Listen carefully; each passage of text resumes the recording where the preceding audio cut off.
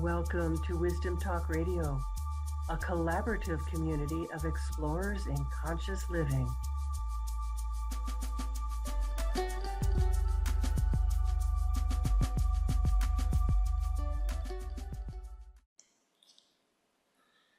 Well, we're here together again today at Wisdom Talk Radio, and I'm so glad you've joined me. If my voice sounds a little odd to you, it's because I'm just getting over laryngitis, so bear with me. And I'm excited about today. And I teach a lot. I talk a lot about awareness and the importance of awareness. And we know, of course, that awareness is an inner journey.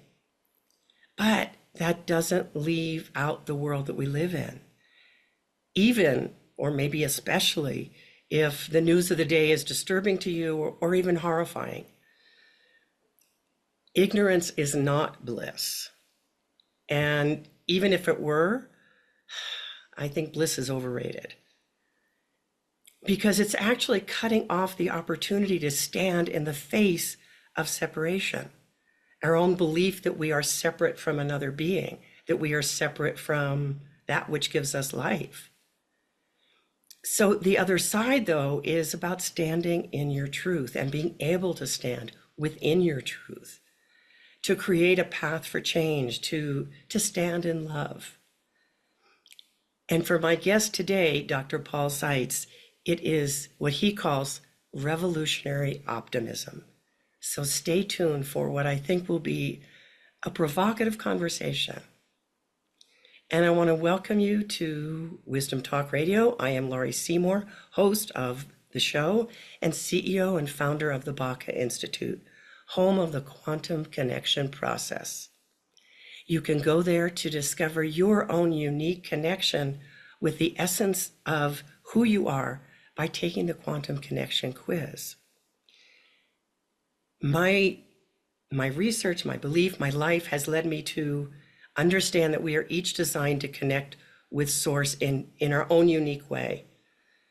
And that knowing what that is, knowing a sense of that, helps you to have a deeper connection with the universe. And for me, that really is the secret to creating what you want in your life. Because who you are is exactly who is needed.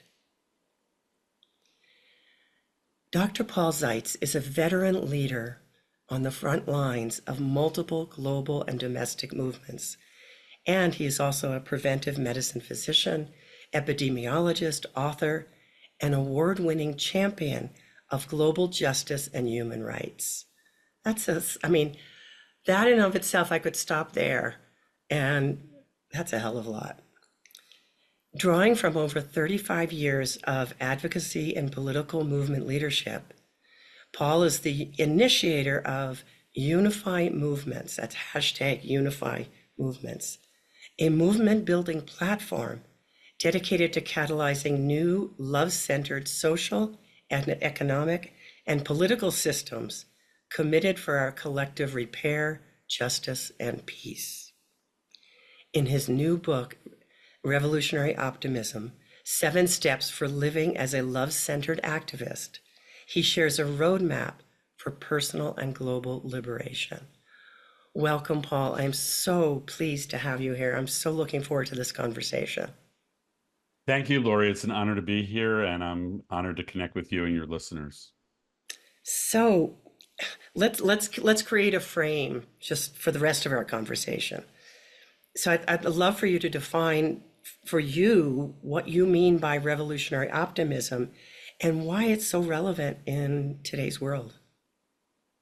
Thank you. Yes. So for me, I was suffering from anxiety and despair and at times hopelessness with respect to the situation that we're facing in our country and globally with the super crises that are around, including the economic inequality, the sense that our democracy isn't working, the climate emergency, and on the super crises go.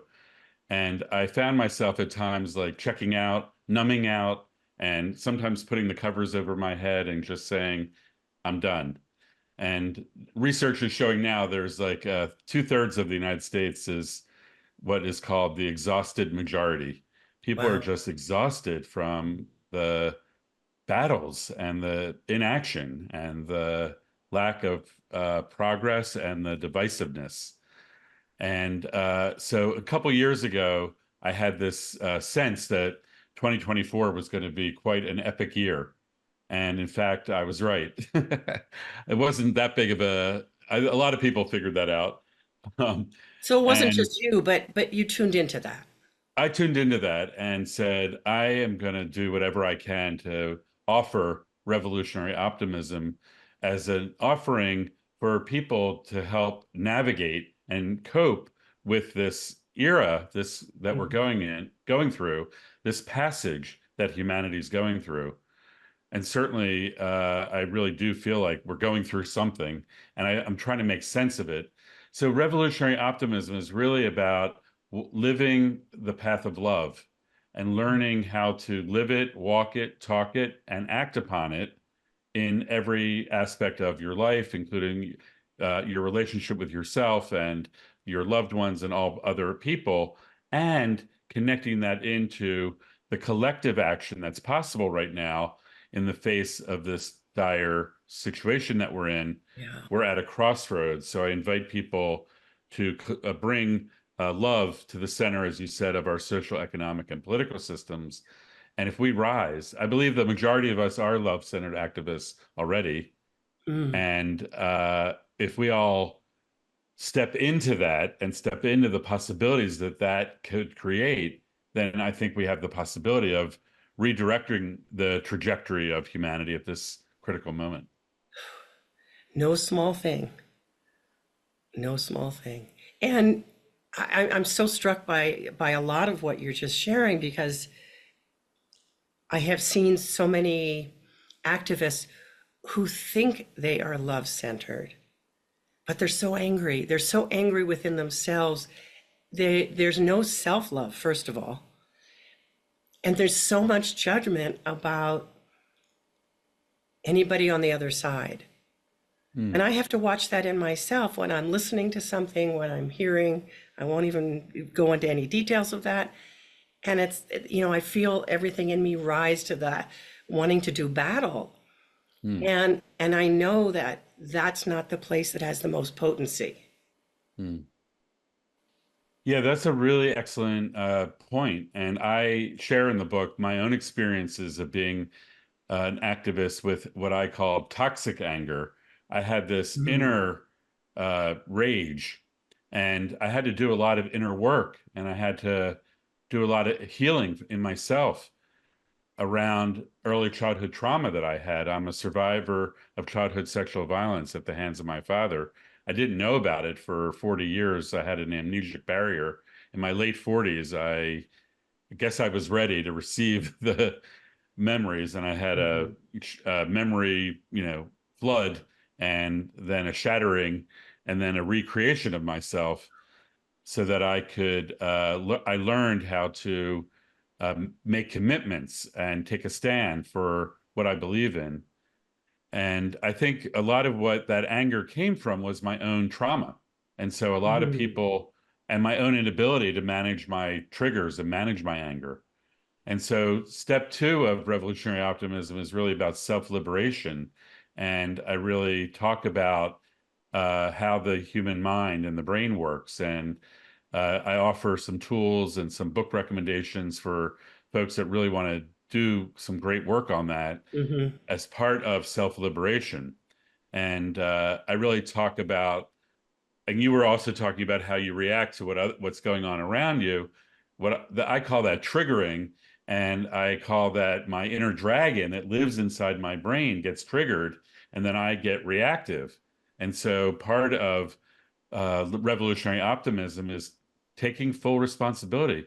I always say 100% self-responsibility for managing my own triggers. Not that I'm not going to get triggered, but I have to choose not to speak them or act from them. Mhm. And I Mhm. have to calm myself down and then lift myself into my highest self again. And then be, navigating my way in relationships and in the world. I so appreciate that it's not an either or that what you're putting out. That of course we're going to react to things. Of course. And recognizing when we're in reaction as opposed to response is what brings us that kind of freedom. And so if we just want to change the world without being willing to have that radical responsibility, that radical self-responsibility, I don't feel like we're going to be particularly effective.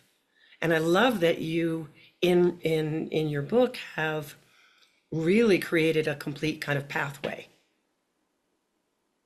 and I offer hope so. lots and Yeah. lots of tips.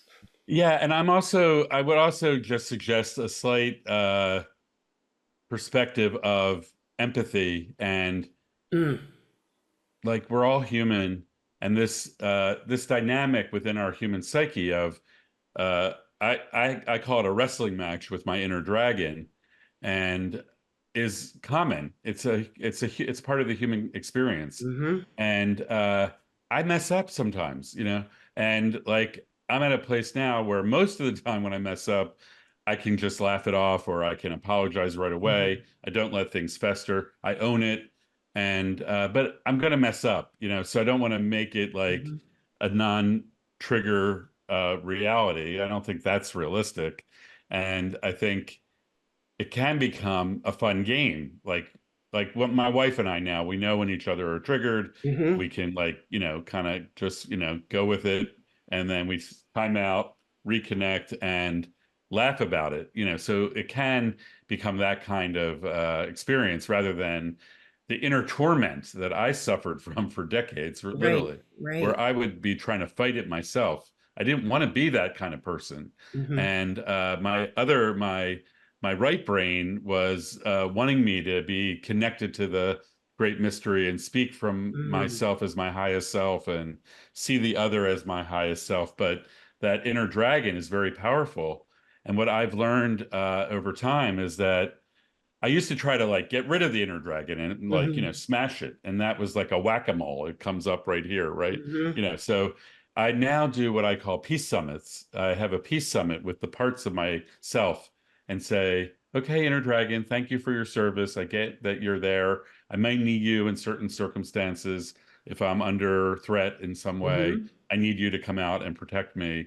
But on a day-to-day normal basis, thank you. You can take a nap. You can rest, hmm and we're going to allow Dr. Paul Zeitz, the higher self version, to be the one that's expressing our views rather than you. Yeah. And that's been a long. It took me a while to figure that one out, but it's kind of working most of the time, where I can like, tame the inner dragon. hmm I love that idea of the peace summit within yourself, Yeah. because we do want to come to that place of peace. I mean, in the moment. Um, I'm fond of saying for myself, and I learned this from a teacher, oops, for a moment I forgot who I am. And that who I am is that child of God. And so are you, and so are you, and so are you. And when I'm in judgment of myself or I'm in judgment of someone else and I'm reactive, that's me just forgetting that aspect, that essence. And Yeah, it that's shifts. beautiful. Well said. Yeah, I totally. One of my teachers taught me this. If you're judging, because the judge is sourced from the inner dragon, and the hmm inner dragon is saying it's not good enough. It should be this way. It should be that way. Da da da da. On and on. All those kind of hmm messages from the dragon. And then one of my teachers said to me, if you can't judge and serve at the same time. And I Mm, was like, oh, wow. so if my intention is to be a servant leader, and hmm I'm waking up every day and asking the question, how can I serve today? Then it really, that commitment to service, the commitment to walking on the path of love in the form of service. How can I serve? How can I bring my love to you and your listeners, and in every space I enter? My intention is to bring my loving presence so that I can serve. So that means suspend judgment. And it's not that you don't suspend discernment. I'm always discerning. Exactly. There's a fine distinction there. But Hmm. I'm also, when I'm not judging, I'm also a much better listener. And I'm also a much more receptive to hearing and learning and evolving, uh, and from whatever experience or whatever interaction I'm in. Hmm. And it's a different way of navigating my daily life. It is absolutely, and discernment is key. It's discernment is essential to have so we can get to know what's true and what's not true. But Mm, that's very different than judgment, and yes, and it feels different in the body. right. That's what I'm aware of, and it has a different impact within ourselves. So there's something you wrote in your book that I wanted to have you speak to because I love it. Um, You said recognizing and appreciating the gorgeous diversity of beliefs and ideologies that humans have is an opportunity to see the manifestations of creation with curiosity. Like, that's a good line. That is a good line. Can you wrote that? I know. I still go through the book and go, wow, I know. I remember them. Yeah. Thank you for recalling that one. That's an important concept about embracing multiple perspectives. Hmm. Also within myself, like I also recognize that I have different points of view and I have different perspectives, Hmm. even within me. And I acknowledge all of them and honor them all. I don't have to have it all clear at all Hmm. times. And when I'm out in the world and when I'm connecting with people from all walks of life, and it's it's a way of like just being in love, really, with everything and everyone, because it's also beautiful if I can be in that state. If I can tame my inner dragon and I can be witnessing Hmm. and I can be on pilgrimage and walking the streets with curiosity and awe, Hmm. and then it's magical. Then humanity is magical. The diversity of humanity, how the creativity of humanity, Yeah. the ever evolving creativity and the evolution of things that's now happening at a very rapid pace. So sometimes I get overwhelmed by it and I'm like, I can't take anymore. And Hmm. then I have to activate this curiosity practice. When you do that, I feel like what opens up is all the possibility for what we need to solve these kind of crazy problems that we see around us, because we can't do it in the old ways, and it's going to take what I think of as true co-creation, which is both directions. It's that connection with source, Mhm. and it's that connection with others who do see things differently and who are willing to recognize that everybody in the conversation has that connection to source and then their own uniqueness that they bring to that. Yeah, exactly. And so I offer a method or a practice, if you will, Mhm. in step four. Step four is called peace crafting. So the first three steps of the book are really about self-liberation, that awareness, that Mhm.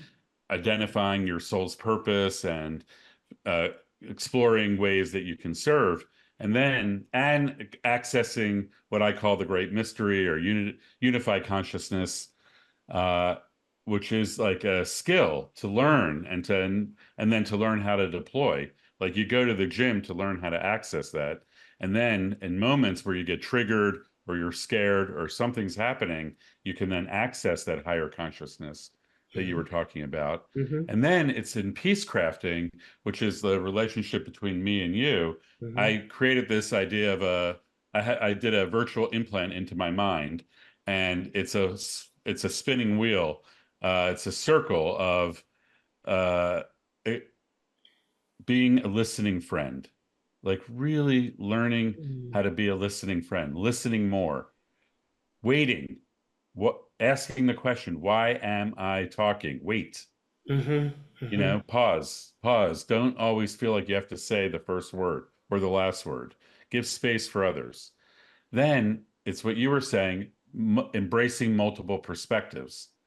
The idea is that I'm receptive and open to hearing and keen and eager to hear from others. Mhm. Really listen. Then the third part is using love speech in response. So that's a really Hmm. that's a hard practice for me at times, and I really have to make sure that every utterance out of my mouth is uplifting, counter-shaming, and loving, even if I don't agree, and even if I'm triggered. My practice is to offer love speech. Yeah. And then the last part of this is trust, building trust. So listening friend, multiple perspectives, love speech, building trust. It spins in my imagine. I Ah, imagine it spinning in my mind, in so that that when I'm implant. in conversation, I go, Hmm. "Oops, I didn't use love speech just then." Oops, I stopped listening. My mind was like putting my ideas in my head rather than me Hmm. listen. So it's a way of watching myself and training myself to be peace crafting. So that's a level of awareness that really, I appreciate that you're teaching this, right? Because this is what's going to change so many of the situations where people are trying to come together Right. and And not that's not knowing exactly how to right. do it. Yeah. And this peace crafting is really an opportunity to practice and Mhm. experiment with and explore it when you're in those circumstances. When you're at a family dinner with Uncle whoever who you don't agree with. Or I went to Israel, Palestine actually in April, and Mhm. I was like, oh, it was like right in the midst of this war and this crisis, Mhm. and I really put peace crafting to a test. Mhm. I really Mhm. stretched myself in living into that, really exploring it and seeing if I could navigate the experience I was having with Mhm. as a peace crafter, as peace crafting. And Mhm. it was different. It was a different experience. Yeah, I was able to listen to people I didn't agree with. And I was able to make sure I met with Palestinians, for example, which I've never met with before Mhm. whenever I've Mhm. traveled to that land. And I could really listen and hear. So it really worked for me and it made me exhilarated to be in this different way of being. Can I read you another line from you? Yeah, I love that. Tell me what page it's on so I can I mark I it. don't have the page numbers. It's sorry. Okay. Um, Grounding ourselves both individually and collectively as part of a greater consciousness of love and unity is one of the keys to working together and building the world we want and need. That's really what you were just speaking to. Yeah, absolutely. And I think that tapping into that awareness and the awareness of what I call unified consciousness, Hmm. I use the word unify because unifying or unify is a verb. It's Hmm. not a static thing. Like unity, it's the same as unity consciousness or collective consciousness, but those Hmm. are nouns. So my intent was to make it clear that this is not static. This is an ongoing, every second evolving Hmm. possibility to access that great mystery, that unified consciousness. And people call it different things, Jesus consciousness, or, it has a lot of different ways that people identify. And what I write about in the book is that actually I think everyone's had a taste of it. For example, like at a funeral, you have this sense of the interconnection of yourself with your family and with descendants and ancestors and future generations, or the birth of a new baby. That's like you shift out of your normal day to day, and you're like, oh, future generations. That's like a taste of unified consciousness. Hmm. Or when you go to nature, you go to the Grand Canyon or you see the mountains of Colorado, you get awestruck by the beauty, Hmm. and that is also a taste. So once you have a taste, the book has a series of practices to really like, it's like now you know that you can go to the gym and work at Yeah. building your ability to access unified consciousness. You know it exists and You you know know it what it exists. feels like. Now practice it and Hmm. get good at it and explore it and see how you can bring it into your life. And so for me, it's been really invaluable. And I share some stories in there about Hmm. how I've been able to access it in very difficult moments. And it like changes everything, Hmm. like Hmm. what you were just saying. And then my whole experience and who I'm being shifts into like the creating a liberatory space in a way where I can be part of a shared, collaborative, beloved community. And I'm just thinking about this because I understand so much from the perspective of frequency and vibration. Mm. What you're in essence doing then is you're raising your frequency. You are Mhm. raising your vibratory rate in your cells. And that is in itself an invitation to someone else or to multiple someone else's to come and meet you there. Mm. Because you hold that and you make it possible for someone else to say, they don't even think about it. It's not like something you say, oh, well, he's being this way, let me be that way. It's more something that there's a resonance that's set up. And I wonder if that's something that you've experienced as you step into that more and more and hold that more strongly. Yeah, I mean, I should have probably said this at the start. As a physician, I should have forewarned you that revolutionary optimism is contagious, and there is no known cure or vaccine. So once you get it, you might have it. And it's kind of like bravery, when you're out in the world and you see someone who does something really brave, it's inspiring, and Hmm. it taps into like something within me. When I see Hmm. brave things happening, I'm like, oh wow, that's so inspiring. And then I go, wow, how can I be braver? Or Hmm. what can I be up to?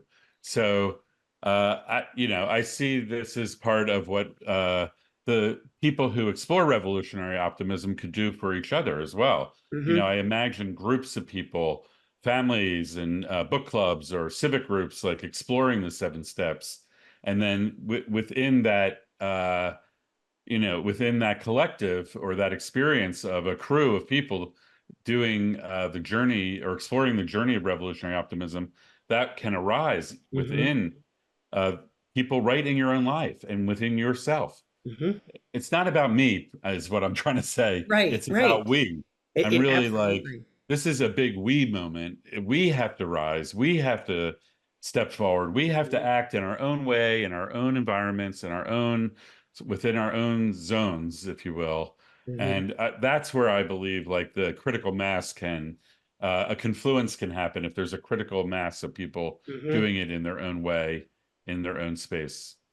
Yeah, I was thinking about earlier in our conversation about the 100th monkey idea, Mhm. and we are looking for that critical mass. I mean, how, how many of us are willing to place love at the center of everything, at the center of everything? Mhm. Well, that's an ongoing inquiry, right? There's about 8 billion people on the planet. I don't know what the tipping point is Hmm. where we have enough. Maybe it's 1.65 billion people and we're there, we can get there. Hmm. Or maybe it's, I don't know, 4.5 billion. I do We believe can't even that the think about majority of it. humans, Hmm. if they paused and took a step back from the hustle and bustle of daily life. And many people are living in survival mode. They're struggling to pay the bills, they're struggling to pay their medical debt, they're struggling to buy their medicines or whatever else, their student loan debts, all kinds of challenges. Food prices are out of the socket. And so if you can pause from all that, then I think most people, if they thought about it, they would say, hey, I'm also a love-centered activist. I take Hmm. care of myself. I'm taking care of loved ones. I'm doing whatever I do to serve others. And I think that I want to destigmatize activism, and I want everyone to think of themselves or explore for themselves their own way of being a love-centered activist. Hmm. Hmm. I don't want that word to be, oh, I'm not an activist. Actually, everyone probably is, because Yeah. everyone brushes their teeth, right? Or everyone goes to the doctor at least once a year, maybe, or, once a lifetime. So any kind of self-care counts as love-centered action. So you're really talking, when you say activist, you're really talking about, are you willing to take action? Are you willing Yes, to act in the world right, and right. not be that passive being? I, I teach meditation, and the meditation that I work with really is what I think of as an active form of meditation, meaning you have to be actively willing to receive. You have to be actively willing to take what happens and then to decode it and to see how it is. What does this mean for me in my life? What does this mean for me in my everyday world? And there was a phrase you use that I so appreciated, which was about choosing how to be deployed, Hmm. which has to do with finding our life purpose. It's I've never heard it said that way, and it was so intriguing and so almost magical to me. We are on this magical journey of the human experience, and the the exploration that I've done, and I think others can do, as I share in the book, is to understand that that is a question. Like, what is my soul's purpose? Hmm. What is my deployment? And it's not like I always know what it is or I'm always been clear about it, but Hmm. part of my journey has been like I feel like there is a calling.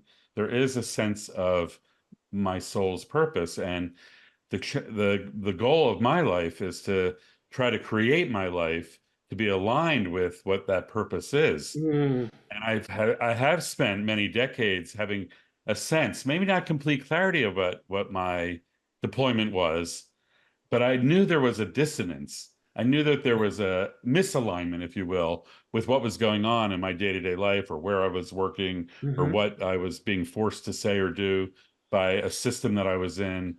And I really end the book with the idea of unifying within ourselves that I can actually identify what my deployment is, and I've made choices and I've established relationships and I've decided to serve in certain ways that my inner truth, Hmm. my inner sense, my intuition, calling, all those kinds of things is aligned with Hmm. how I've structured and manifested my life.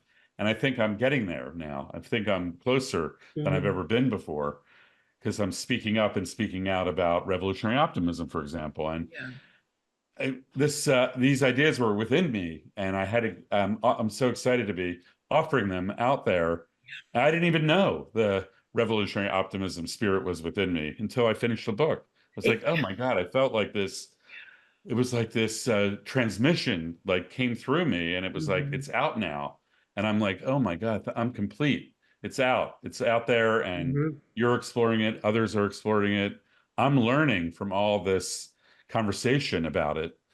I'm still living into it. It's an Hmm. ongoing journey for me. And that finding one's purpose is an ongoing journey because that is not a one and done.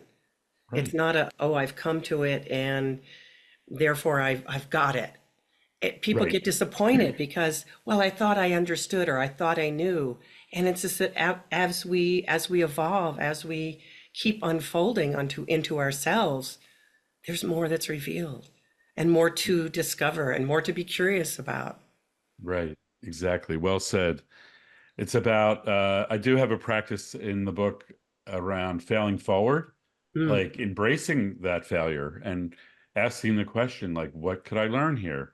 What is the pattern that I'm in that brought me into this Mm-hmm. circumstance? Again, usually my failures are repeat patterns, Great. and usually what I've noticed is that I didn't follow my intuition at some point Mm-hmm. in a break, wherever there's a breakdown or a failure. There was a part of it where I had a sense, or I had a sense of into like a sense of like maybe I should shift it this way or that way, and I didn't listen to myself, Right. and then it ends up being a breakdown. The other thing that I included in this part of the book is about I introduced the idea of shape shifting, and I invite us to embrace what you just said. Like you can keep evolving with it. You Mm-hmm. can say, okay, I did it this way for this period of time. My intuition or my sense of myself is saying, try this. So Mm-hmm. I might have to shape shift. I might have to create a new pathway for Mm-hmm. myself. Mm-hmm. And like, instead of being afraid of it or struggling through it, I'm like, okay, I guess I'm shape shifting now, Yeah. and like it just gives me it helped me like figure out that I go through that at times, and I would really struggle. I would beat myself up. I would say, "What's wrong with you? Da, da, da. You had another failure." I was trying to figure out what I was going to do, but it was a lot of like negative Mm-hmm. inner Mm-hmm. dragon tapes rolling. And I was like, okay, inner dragon, this is actually good. Calm down, calm down. Mm-hmm. And I'm just shape shifting. And that it can be fun. And that can make life an Absolutely. experiment and a joyful, okay, so that didn't work. Let's go on to the next chapter and let's try the next Mm-hmm. experiment. And that helped me a lot in my life. And it may not always be comfortable because change is not always comfortable. But when we can get curious, it has a whole different flavor. And I'm so eager to see where you go next with your own life and with your own exploration of all of this, because I'm at the tail end of my book. It has not gone out into the world. And I know that Okay. feeling of, yes, this has all come through. It needs to be out there. And then it's kind of like a now what? Now what? And it really is the what I think of as the creative void, the space in between.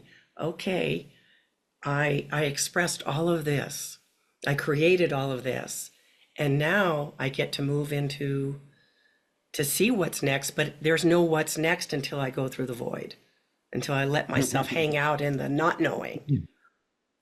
Yeah, that's a good point. Like writing a book and editing it and producing it and the cover and the whole process was a Mhm. very hyper creative process. I felt like I put myself through a PhD program basically. So You the did. book is my dissertation in a way. Mhm. And after it happened, while I was like getting close to the end, I was like, you know what? I want to just live as a revolutionary optimist. Mhm. That's actually my goal. And I learned so much from writing the book, and I carry the book around with me, and I use the practices in my daily life. And my life is evolving differently. Yeah. So I have freedom, and I have a sense of self-liberation, and I feel attracted to, drawn to liberatory spaces. I am connecting with people that are on aligned, love-centered journeys. I'm Mhm. spending more and more time in those kind of spaces, and I'm kind of like detoxifying my field, if you will, and it can be really joyful. And I'm also at times like, well, I don't know what the next step is. But Right. I can like just be resting for a minute. And I don't always have to be super busy to feel whole and complete, which is also a new thing for me. Yeah, I can hear that. And in fact, I would venture to say it's crucial. It's crucial for you to have that space where you don't know in order Mhm. for what truly will be aligned with you and your next way of being will be, and because it can't come to us if we're always doing, and we're always Yes, busy because we exactly. can't hear. We can't get quiet enough to listen to what wants to come through. Yeah. And busyness for me was an addiction, like workaholicism.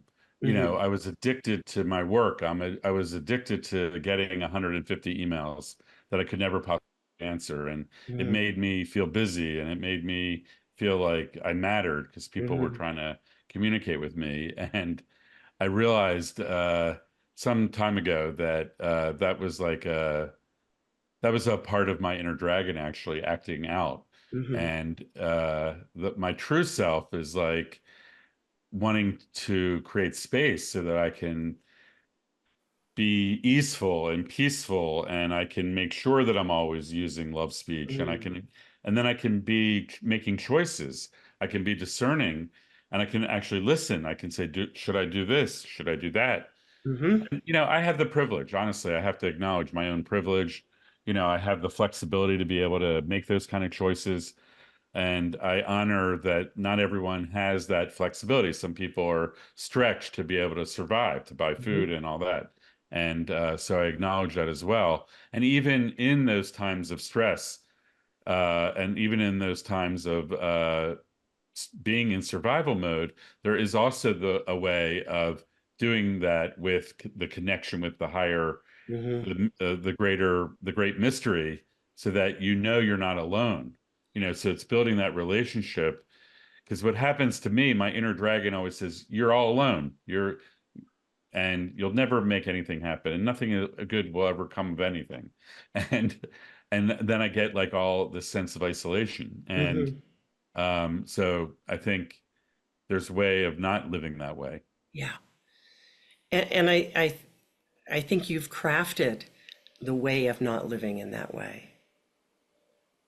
I mean, in what you have put out, you may forget it in a moment, and you have crafted it. Yeah, thank you.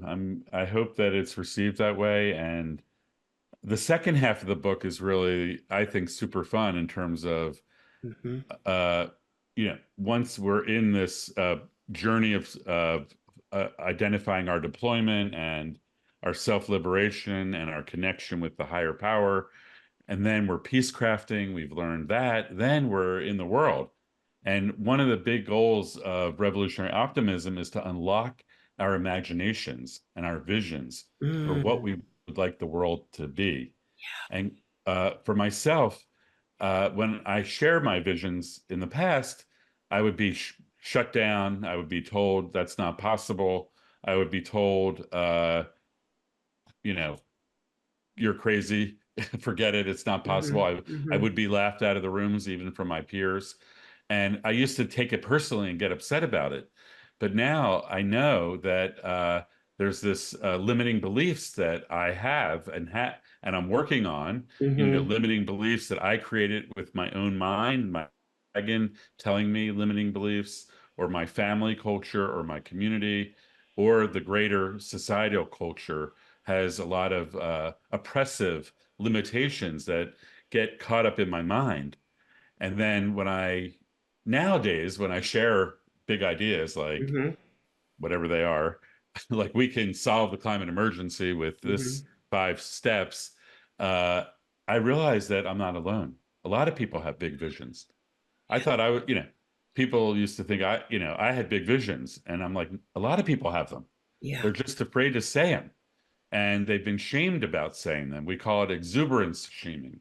Mm. Like you Mm. get like if you have all these great ideas, you get like shamed into keeping quiet. And Mm-hmm. I also had a lot of experiences where I would be fawning. I would be like going along to get along. I would be like holding my tongue back or holding my ideas back when I was like deferring to someone else's leadership or power, Mm-hmm. even if I didn't agree or even if I had a different concept. And so all that stuff is stuff to work on as well as part of Imagineering. You've actually given me a whole other piece that I need to include in my book just now. So thank you. Great. I can't wait to read it. And that whole piece about exuberance shaming. Gosh, how often do we do that to our kids? Mm. Settle down, don't get too excited. No, that's really not really possible. And we're missing out on the juice. We're missing out on the jewels Mm. when we do that. Yeah, that's a big insight. And I think you just said it. I think the key is that our role the way I see my role, I'll say, even with Mhm. parenting and in every interaction that I'm having, whether it's work related or personal, it's about unlocking possibilities Mhm. and creating the zone of possibility. And that links to what we talked about earlier about like the calming the judger. Mhm. Mhm. And because if you're judging, like that's not possible. My wife and I had to fight this weekend about it. I said something and she went, "That's not possible." I'm like, "That's how can that's not fair." I went, "Time out. Do you know who you're talking to? How do you know?" Mhm. And even if you think you know, like maybe offer curiosity. Yeah. Like say, "Why do you think that's possible?" Or "How could that be possible in your mind?" Mhm. Rather than shutting someone down. Yeah. And that's a practice. That's part of love speech. Love's, you know, like saying, "Wow, that's a beautiful idea you have. Tell me more." Mm-hmm. I would like to understand that better, is a much better way of responding than no, that's not possible. And if Mm-hmm. I do that, no, it's not possible, then I know my inner dragon just spoke. Yeah. And that's an oops moment where we can Like an even oops say it moment, yeah. right as soon as we hear it. Like, hold on, wait a minute. I didn't mean to do that. Hmm. And that's coming from me, my own lack of possibility, my own limiting beliefs. Well, but that's reality. Yeah. What does that mean? So this is such a rich book that you have written on so many different levels. And I think that as people really dive into it, there's going to be so many places that people find a, wait, what? How do you do that? What about Hmm. that? Um, so I hope it gets out there far and wide. And I think you've done something powerful here. You've created something powerful. Thank you so much. I appreciate that. And if any of your listeners do pursue it, I hope they'll be in touch with me. I'm really eager to support people who are on the Mhm. path, who are on the journey of revolutionary optimism. I did also publish a journal and workbook, which is for Ah, folks that want to do a deeper dive. There's like journaling space, and mm-hmm, then there's guiding questions for groups. And so I really believe that friend groups or family groups or book club groups or civic groups or faith mm-hmm, groups, spiritual groups. It's a way of deepening friendships and exploring these practices together. mm-hmm. And that is really, really super duper important, I believe, because we have to get rid of this notion that we're doing this alone and that we are alone. We're in this together. All these practices are really universal and can be applied and adapted for everyone's circumstances. That's how they were designed. Yeah, yeah, I Um, can and see that. so, and that they can be explored in many different ways, and people can have fun with it. And that's what we need. We need to build that cohesion, those relationships, that social cohesion. And I hope revolutionary optimism can contribute to that. So how can people best find those things that you were just talking about? I will have all the links in the show notes, but could you also have it on, if we could record that of the best way for people to be in touch? Yeah, the best way is to go to revolutionaryoptimism.com, and that is where you can buy the book through Amazon or bookshop.com. And then if you sign up on our list, you can automatically receive the Changemakers Companion Kit, because we're really keen on supporting folks that want to be on this journey. And if you want to learn more about the movements and the political movements that are underway, I have another website called unifiedmovements.org.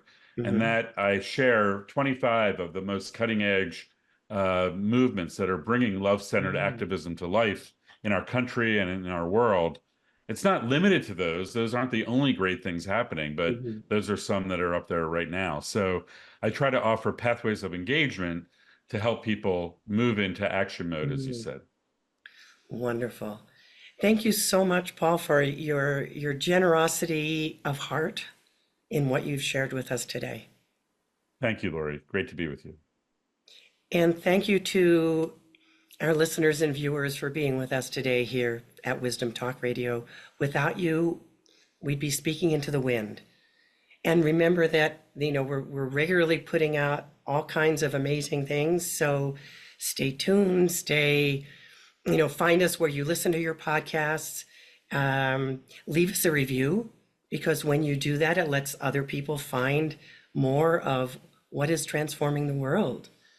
And for those of you who want to have that inner connection strengthened and want to find out more about your own quantum connection, head over to the Baca Institute and take the Quantum Connection quiz now. And then we'll see you next time. Thanks for joining us here at Wisdom Talk Radio. We wish you well in your conscious explorations. For more information and to join in the conversation, our website is wisdomtalkradio.com or at Wisdom Talk Radio on Facebook.